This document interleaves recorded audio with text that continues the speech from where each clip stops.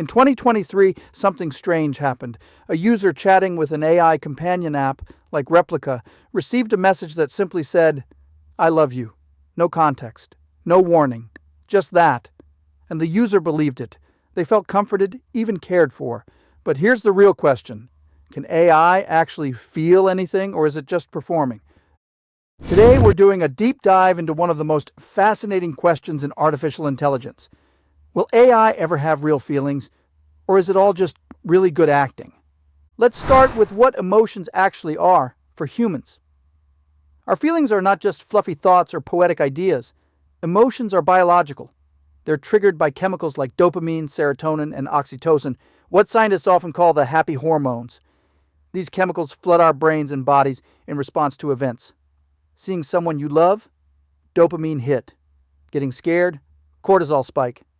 Every emotion is tied to biology, memory, and lived experience. Now, AI doesn't have any of that. It doesn't have a body. It doesn't have chemicals. It doesn't get goosebumps when it hears a song. It doesn't feel nervous before a big moment. What it does have is data. Lots and lots of data. AI models, especially large language models, learn to mimic emotional behavior based on patterns in human speech. If thousands of people respond to heartbreak with phrases like, "I miss you," or "it hurts," the AI can learn to say the same things in similar situations. But it's not because it feels the pain, it's because it recognizes a pattern and responds accordingly. In other words, AI isn't feeling anything. It's doing a really good impression of someone who is. But here's where it gets deeper and a little unsettling.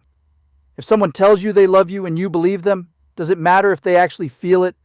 With AI companions like Replika or even emotional chatbots like Pi or Character.ai, some users have formed strong bonds. Not just casual chats, but real emotional dependency.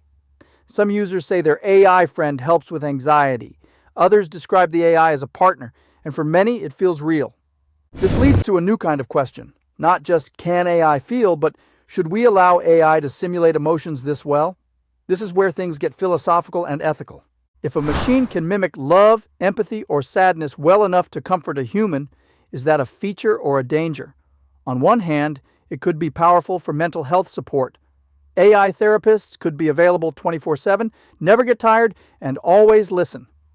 On the other hand, we risk blurring the line between simulation and reality. People may become emotionally attached to machines that are incapable of true connection.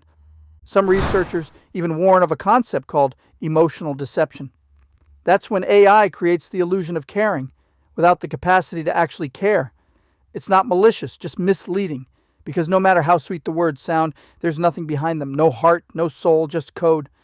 Still, others argue that maybe, just maybe, consciousness isn't limited to biology.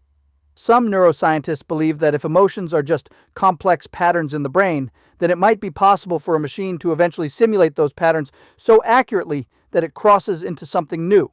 Not quite human, not quite machine. A new kind of intelligence with its own emotional framework.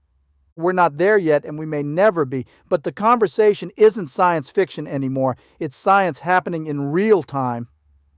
So, back to our question. If an AI says, "I love you," is it lying? Technically, yes, because lying assumes the speaker knows they don't mean it. But AI doesn't know anything. It doesn't have beliefs or intentions. It just predicts the next best word in a sentence. So maybe it's not lying. Maybe it's just echoing, reflecting us, our words, our feelings, our desires, back to us in a mirror made of data. And maybe the real question isn't whether AI feels anything. Maybe the real question is, why do we feel something in response?